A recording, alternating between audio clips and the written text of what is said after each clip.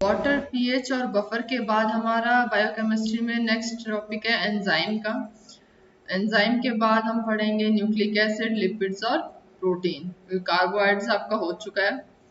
और एंजाइम्स की अब हम बात करते हैं। फर्स्ट ऑफ ऑल इसका इंट्रोडक्शन कि एंजाइम्स होते क्या हैं।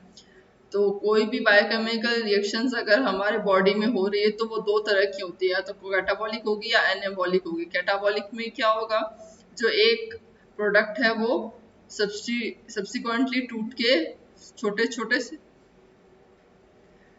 अणु या बाई प्रोडक्ट्स में कन्वर्ट होगा। लेकिन वहीं अगर हम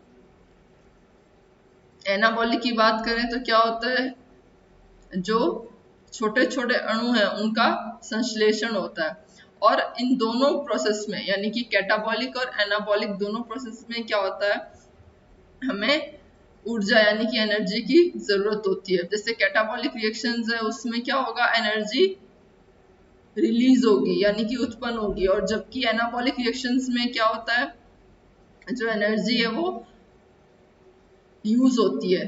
तो इन दोनों ही रासायनिक अभिक्रियाओं में क्या होता है, एक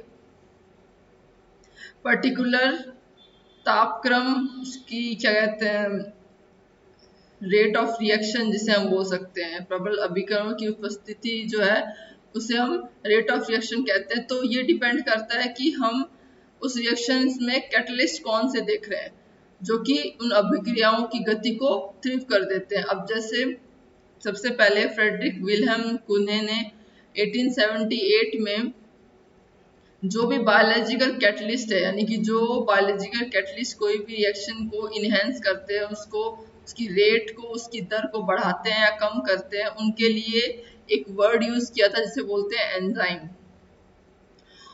और उससे पहले जिसे फर्मेंट भी कहा गया था।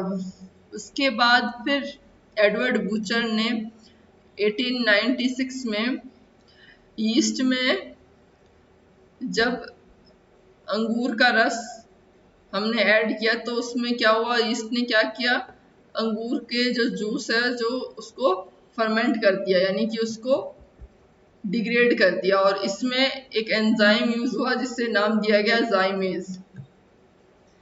अगर हम ग्रीक शब्द में इसकी को डिफाइन करना चाहें तो इसका मतलब होगा एन प्लस जाइमा, यानी कि एन मतलब इन और जाइमा ईस्ट, यानी कि ईस्ट के अंदर।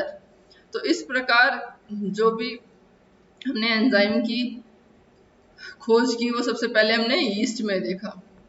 और जेम्स बी समनर और जैक बीन ने क्या किया, यूरिएज जो एक एंजाइम है उसको क्रिस्टल रूप में प्राप्त किया था सबसे पहले 1926 में। यूरिएज एक एंजाइम है जो कि यूरिया साइकिल यानी कि यूनिथीन फॉर्मेशन और कैटाबॉलिज्म में यूज होती है।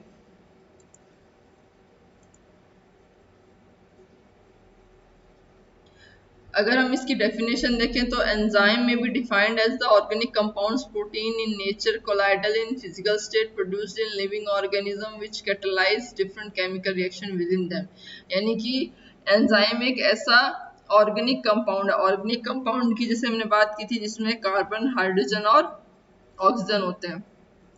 और इसकी जो प्रकृति है वो होती है, ये प्रोटीनेशियस नेचर होता है। Colloidal in physical state, colloidal state कौन सी होती है, जब एक सॉल्यूशन में बहुत सारे एटम्स या मॉलिक्यूल्स है वो फ्री फॉर्म में सस्पेंडेड नहीं रहते हैं, वो सुपरनेटेंट से प्रेसिपिटेट यानी कि बेस तक वो घूमते रहते हैं एक सॉल्यूशन में, वो स्टेबल कंडीशन में नहीं आते हैं। उस कंडीशन को बोलते हैं कोलाइडल स्टेट। और लिविंग ऑर्गेनिज्म में ये प्रोड्यूस होते हैं जो कि कैटलाइज क्या करते हैं, कैटलाइज करना यानी कि कोई भी रिएक्शन को फॉर्म करना, चाहे वो एनाबॉलिक हो या कैटाबॉलिक हो।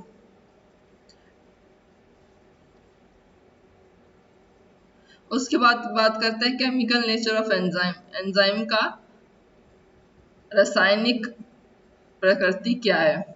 तो कॉर्नेल ने 1926 में जेम्स बी समर ने जब सबसे पहले यूरिएज एंजाइम को क्रिस्टलाइज्ड फॉर्म में प्राप्त कर सफलता पाई थी, तो ये सिद्ध हुआ था कि जो एंजाइम है वो, यानी कि एंजाइम को यहाँ पे जीव उत्प्रेरक यानी कि हम एज अ बायोकैटलिस्ट भी बोल रहे हैं, जिसमें एनर्जी जो होती है वो अनस्टेबल होती है और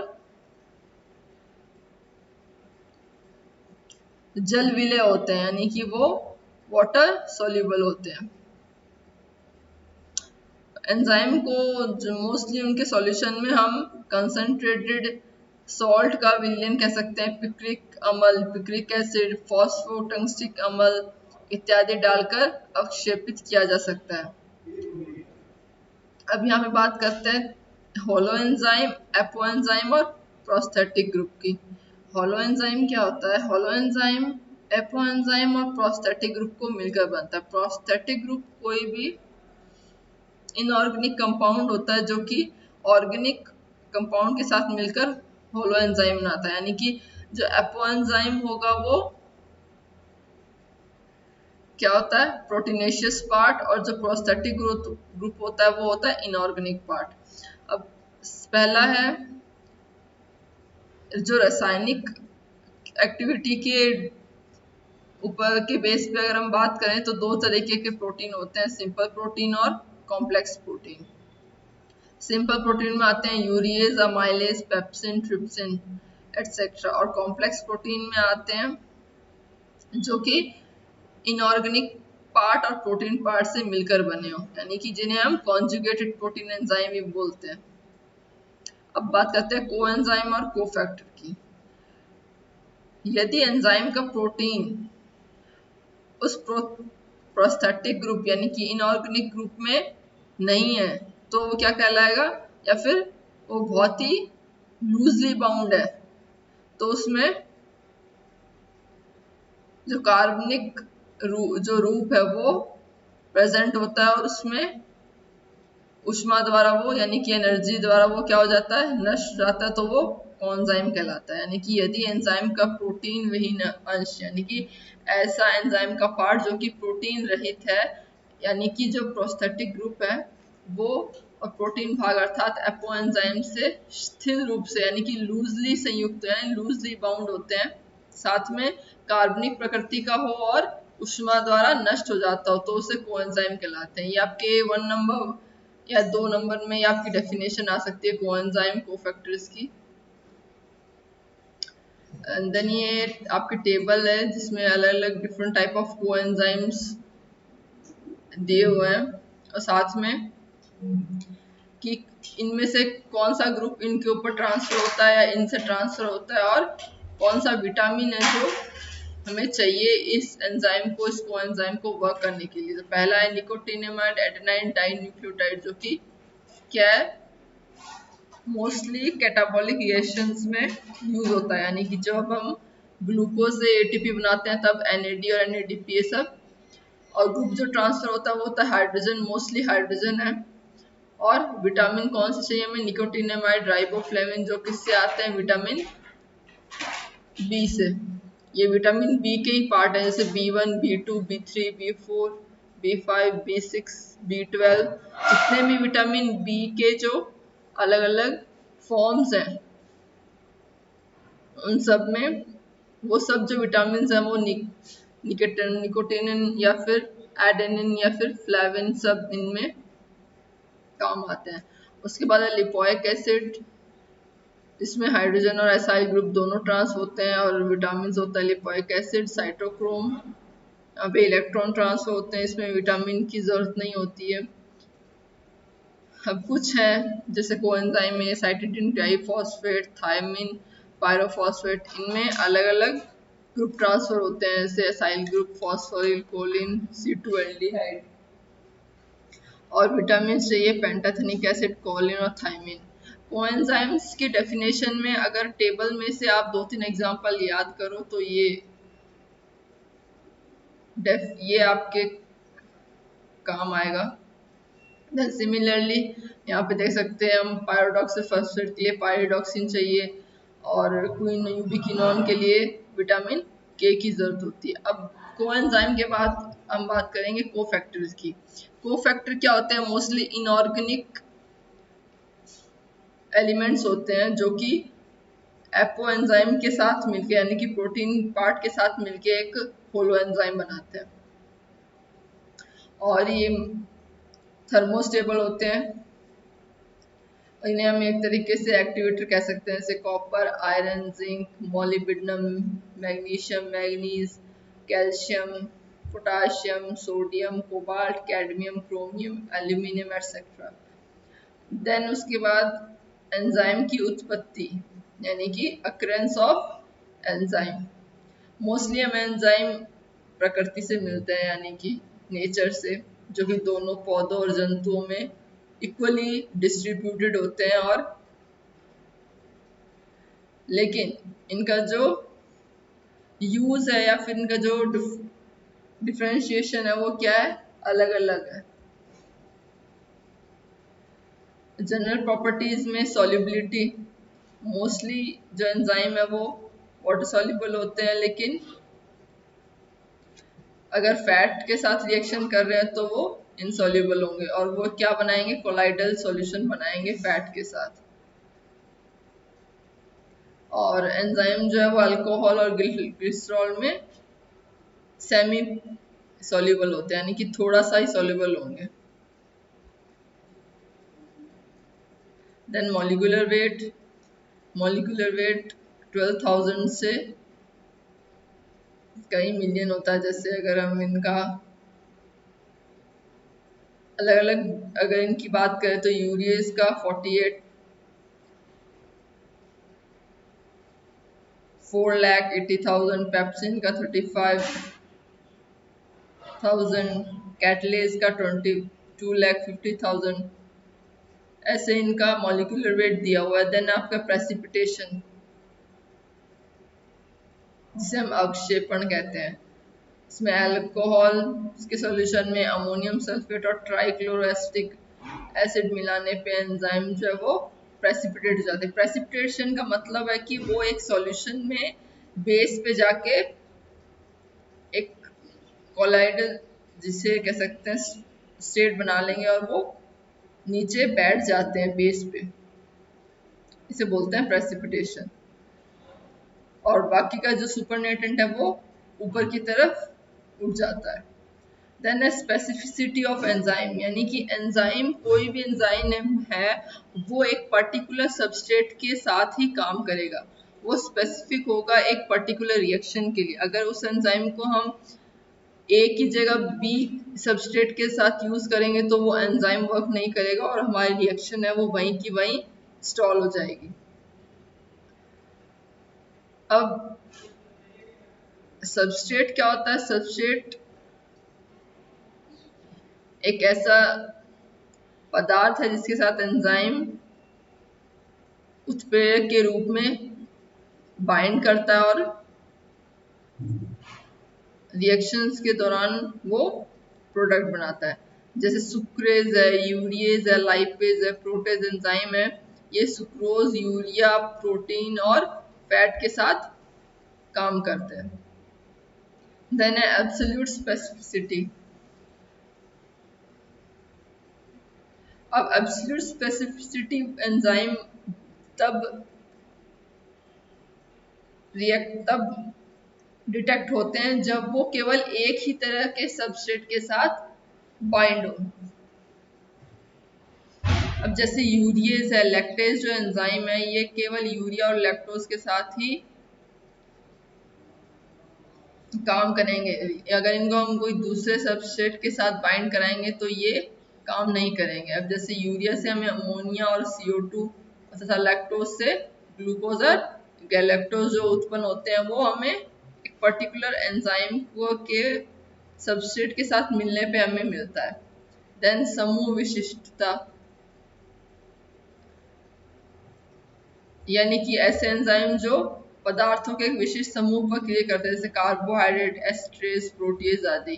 पहला हमारा था एब्सोल्यूट स्पेसिफिसिटी। देन ये हमारा स्पेसिफिसिटी ऑफ एंजाइम में ही है। 4 तरह के स्पेसिफिसिटी बताई हुई है। पहला हमने पढ़ा एब्सोल्यूट स्पेसिफिसिटी, जिसमें वो एक तरह के ही एलिमेंट के साथ रिएक्ट करते हैं। नेक्स्ट है ग्रुप स्पेसिसिटी, यानी कि एक ग्रुप, एक तरह के ग्रुप, यानी अगर वो कार्बोहाइड्रेट्स है, एस्ट्रेज है या प्रोटीज है, तो वो एक ही तरह के सबस्ट्रेट के साथ बाइंड होगा। देन है रिलेटिव लिंकेज स्पेसिफिटी, यानी कि वे एंजाइम जो एक विशिष्ट स्पेसिफिक टाइप के बॉन्ड पर ज्यादा क्रियाशील होते हैं, जबकि अन्य प्रकार के, यानी कि जैसे बी ग्लूकोसाइडेज एंजाइम है तो वो बीटा बॉन्ड पर ही रिएक्ट करेगा अल्फा की, अब जैसे अल्फा की अपेक्षा वो अधिक क्रियाशील हो, यानी कि ऐसे एंजाइम जो फॉर एग्जांपल एक एंजाइम है वो बीटा ग्लूकोसाइडेज एंजाइम पे बीटा बॉन्ड पे वर्क कर रहा है, तो वो अल्फा जो बॉन्ड होगा उस पे वर्क कम करेगा as comparison to beta. Then है ऑप्टिकल स्पेसिसिटी, यानी कि वो किस तरफ रोटेट करते हैं, यानी कि मोस्टली जो एंजाइम वो डेक्स्ट्रो रोटेटरी होते हैं, से alpha amino acid oxidase enzyme, और एल अमीनो एसिड ऑक्सीड है वो केवल एल अमीनो एसिड पर ही क्रियाशील हो, यानी कि इसमें अगर जैसे हमने डी और एल की बात करें तो अगर कोई एंजाइम है वो डेक्स्ट्रो रोटेटरी है तो वो अल्फा अमीनो एसिड पर ही काम करेंगे, और अगर कोई एल अमीनो एसिड ऑक्सीडेज यानी कि L amino acid oxidase enzyme है तो वो एल अमीनो एसिड पर ही वर्क करेंगे। देन है कैटालिटिक नेचर, यहाँ पे जो उसका जो कैटाबॉलिज्म जो शो करता है एंजाइम उसकी बात करेंगे। तो यहाँ पे जो भी एंजाइम के जितने भी गुण है वो अकार्बनिक उत्प्रेरक के समान होते हैं, यानी कि इसमें कार्बन ग्रुप नहीं होता है। अंतर ये है मोस्टली कि एंजाइम जीवित कोशिकाओं में संश्लेषित होते हैं और उत्क्रमणीय रासायनिक अभिक्रियाओं को उत्प्रेरित करते हैं, और मोस्टली एंजाइम यानी कि उत्प्रेरक है वो एंजाइम की जो अल्प मात्रा है उसमें भी रासायनिक अभिक्रियाओं को तेज कर देते हैं। अभिक्रिया के अंत में उसकी मात्रा अप्रभावित रहती है, यानी कि जो कैटलिस्ट है वो एक सबस्ट्रेट के साथ काम तो करेगा लेकिन वो उसकी रिएक्शन में पार्टिसिपेट नहीं करता, और रिएक्शन में अगर वो पार्टिसिपेट नहीं करेगा तो उसकी जो मात्रा यानी कि जो उसकी क्वांटिटी है वो प्रोडक्ट बनने के बाद भी उतनी ही रहेगी। फॉर एग्जाम्पल मैं कहूँ कि A plus B and catalyst की प्रेजेंस में क्या हुआ, ये सी और डी में कन्वर्ट हुआ, तो जितना क्वांटिटी हमने कैटलिस्ट लिया था उसने क्या किया, ए और बी को किसमें कन्वर्ट कर दिया, सी और डी में, लेकिन जो अमाउंट ऑफ कैटलिस्ट है वो क्या है, एज इट इज मेंटेन्ड है।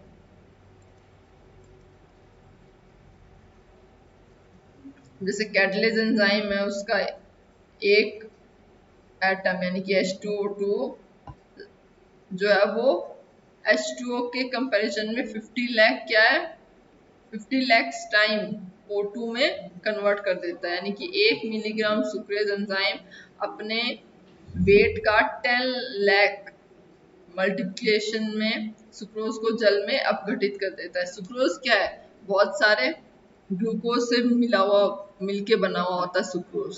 तो अगर जब हम उसे सुक्रेज एंजाइम से ट्रीट करेंगे तो सुक्रेज एंजाइम का जो मिलीग्राम में वेट होगा, यानी कि फॉर एग्जांपल अगर हम 1 मिलीग्राम सुक्रेज एंजाइम ले रहे हैं तो वो 10 टाइम्स 10 लाख टाइम्स सुक्रोज को किसमें कन्वर्ट कर देगा, वाटर रिडक्शन हो जाएगा उसका। वाटर रिडक्शन का मतलब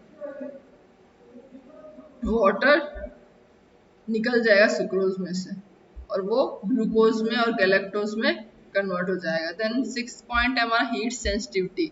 एंजाइम जो है हमें पता है कि प्रोटीन नेचर के होते हैं, तो अगर इनको हम ज़्यादा हीट या ज़्यादा कोल्ड में रखेंगे तो ये अपनी एक्टिविटी प्रभावित करेंगे और इससे रिएक्शन देन फर्दर हॉल्ट होगी। तो तो अगर हम किसी एंजाइम को 60 डिग्री सेल्सियस तक गर्म करते हैं तो वो क्या हो जाते हैं, रिड्यूस हो जाते हैं, जिससे उनकी क्रियाशीलता वो खत्म हो जाती है और वापस हम अगर उसी फॉर्म में उस एंजाइम को लाना चाहें तो वो नामुमकिन की तरह होता है। लेकिन अगर हम किसी एंजाइम को बहुत ही लो टेम्परेचर पे रख रहे हैं तो इससे वो उनकी एक्टिविटी तो खत्म होगी, लेकिन वो अपनी शेप को इंटैक्ट रखेंगे और वो स्थायी होंगे, स्टेबल होंगे। अगर उनको वापस अगर हम तापमान बढ़ाएंगे तो वापस वो अपनी एक्टिविटी गेन करने लगेंगे। तो ये हम देखते हैं कि जितनी भी रिसर्च लैब में हम एंजाइम यूज करते हैं उनको हम रेफ्रिजरेशन में रखते हैं ताकि वो अपनी एक्टिविटी जो है वो तो धीरे यानी कि स्लो कर ले, लेकिन जो उनका स्ट्रक्चर है ओवरऑल, चाहे वो प्राइमरी हो, सेकेंडरी हो, टर्शरी हो या क्वार्टरनरी हो, तो कोई भी स्ट्रक्चर अगर एंजाइम का है तो वो इंटैक्ट रहेगा और वो स्टेबल रहेगा। तो जब हमें जरूरत होगी तब हम उस एंजाइम को एक पर्टिकुलर तापमान पे बढ़ाएंगे और जिससे वापस वो अपनी एक्टिविटी रीगेन कर लेंगे। एंड देन 7 पॉइंट है एंजाइम की इंस्टेबिलिटी। इंस्टेबिलिटी को अफेक्ट करते हैं टेम्परेचर, पीएच, स्ट्रॉन्ग एसिड या स्ट्रॉन्ग बेस, ये सब जो है ये एंजाइम की इंस्टेबिलिटी को बढ़ाते हैं। देन है रिवर्सिबिलिटी। रिवर्सिबिलिटी यानी कि कोई अगर रिएक्शन है वो ए से बी में कन्वर्ट हो रही है with the help of enzyme, तो अगर हमें वापस बी को ए में कन्वर्ट होगा करेंगे तो वो डिपेंड करेगा कि एंजाइम, अब जैसे फॉर एग्जांपल स्टार्च है, यहाँ पे हमने सबस्ट्रेट लिया है स्टार्च और H3PO4 और एंजाइम जो यूज किया वो फॉस्फोरिलेज, तो क्या बना ग्लूकोज 1 फॉस्फेट। तो ये रिएक्शन क्या है, both ways, both side ways है, यानी कि वो वापस ग्लूकोज 1 फॉस्फेट है उसको हम स्टार्च और H3PO4 में कन्वर्ट कर सकते हैं। देन एंजाइम एक्टिवेटर, ऐसे एक्टिवेटर यानी कि ऐसे इनऑर्गेनिक कंपाउंड जो कि क्या है, इनऑर्गेनिक कंपाउंड को हम ए कार्बोनिक कंपाउंड या फिर अकार्बनिक पदार्थ भी बोल सकते हैं, क्योंकि ये क्या करते हैं, कोई भी एंजाइम के साथ मिलके उस रिएक्शन को अधिक क्रियाशील बना देते हैं, जिन्हें हम एंजाइम सक्रिय कारक भी बोलते हैं। यानी कि जो हमने टेबल में बात की थी NAD, NADP, FAD, TPP, thiamine, pyrophosphate, calcium, iron, copper, magnesium आदि, ये मोस्टली ऐसे एलिमेंट्स हैं जो कि हमें हेल्प करते हैं कोई भी रिएक्शन कैटाबॉलिक हो या एनाबॉलिक हो उसको कंप्लीट कराने में। देन है एंजाइम इनहिबिटर, कि ऐसे इनहिबिटर जो कि एंजाइम की क्रियाशीलता को कम कर देते हैं या फिर बिल्कुल ही समाप्त कर देते हैं, इन्हें हम एंजाइम इनहिबिटर बोलते हैं। जैसे मरकुरी है, सिल्वर है, गोल्ड है और हमारा फ्लोराइड है, थाइमोल है, क्लोरोफॉर्म है, ये जितने भी इनहिबिटर हैं ये एंजाइम की एक्टिव साइट के लिए compete करते हैं। एक्टिव साइट जो भी एंजाइम की होगी, जैसे जो एंजाइम है वो नॉर्मली हमारा रिएक्ट तब करता है जब उसमें एक्टिव साइट होती है। फॉर एग्जांपल ये एंजाइम है, इसमें दो साइट होती है, एक होती है एक्टिव साइट, एक होती है सबस्ट्रेट साइट। यानी कि एक्टिव साइट पे क्या होगा, या तो सबस्ट्रेट बाइंड करता है, लेकिन अगर सबस्ट्रेट के साथ हमने इनहिबिटर डाला है तो क्या होगा, तो अब ये देखा जाएगा कि सबस्ट्रेट और इनहिबिटर में से ज्यादा बॉन्डिंग किसकी अच्छी है, यानी कि जो अच्छी तरीके से फिट होगा इस एंजाइम में वही आगे की रिएक्शन को मॉनिटर करेगा। फॉर एग्जांपल सबस्ट्रेट यहाँ पे एंजाइम के साथ लिंक हो गया तो वो प्रोडक्ट बना देगा, लेकिन अगर इनहिबिटर हो रहा है तो वो क्या करेगा, सबस्ट्रेट को बाइंड नहीं होने देगा, और बाइंड नहीं होने देगा तो क्या होगा, जो हमारा प्रोडक्ट है वो या तो बहुत ही लो अमाउंट में बनेगा, क्योंकि यहाँ पे दोनों कम्पीट कर रहे हैं, तो यहाँ पे वो प्रोडक्ट बनेगा ही नहीं, और बनेगा तो वो बहुत ही लो अमाउंट में बनेगा। तो यही एंजाइम इनहिबिटर का काम होता है। उसके बाद है नोमेनक्लेचर, कि हम एंजाइम को कैसे पहचानेंगे? उनके अलग अलग फंक्शन के बेस पे हम उनका नॉमेनक्लेचर करते हैं। कुछ एंजाइम्स होते हैं वो एक्स्ट्रा सेलुलर होते हैं, कुछ जिन्हें हम एक्सो एंजाइम बोलते हैं, कुछ होते हैं जो इंट्रा सेलुलर एंजाइम्स होते हैं। तो अगर जो जितने भी एंजाइम हैं जो कोशिका के यानी कि सेल के अंदर प्रोड्यूस हो रहे हैं और वहीं रहकर अपना काम कर रहे हैं तो वो इंट्रासेलुलर या एंडो एंजाइम कहलाते हैं। यानी कि वे सभी एंजाइम जो किसी विशेष कोशिका यानी कि विशेष स्पेसिफिक सेल में क्या हो रहा है, उत्पन्न हो रहे हैं। अब जैसे पैनक्रियाज है, स्टोमक है, लीवर है, इन अलग अलग ऑर्गन्स में अलग अलग तरीके के एंजाइम जो होते हैं वो सिक्रीट होते हैं। अगर हम बात करें जाइमेज की तो जाइमेज जो एंजाइम है वो पैनक्रियाज में प्रोड्यूस नहीं होगा, और जो पैनक्रियाज में जो प्रोटीओलाइटिक एंजाइम जो प्रोड्यूस होते हैं वो लीवर में नहीं होंगे, और लीवर के जो बाइल एंजाइम्स हैं वो स्टमक में नहीं होंगे। तो ये डिपेंड करता है कि कहाँ से उनकी यानी कि उनका स्रोत सोर्स क्या है, किस सेल से स्पेसिफिक सेल से वो प्रोड्यूस हो रहे हैं, वहीं अपना वो रिएक्शन कर रहे हैं। अगर वही एंजाइम किसी दूसरे स्थान पे उनका स्थानांतरण हो जाता है और वहां जाके वो काम करते हैं तो वो एक्स्ट्रा सेलुलर एंजाइम कहलाते हैं। जैसे फॉर एग्जांपल हमारे इंटेस्टाइन में ऐसे कई एंजाइम्स हैं जो लीवर्स और पैनक्रियाज से सिक्रीट होके स्मॉल इंटेस्टाइन में आके वर्क करते हैं।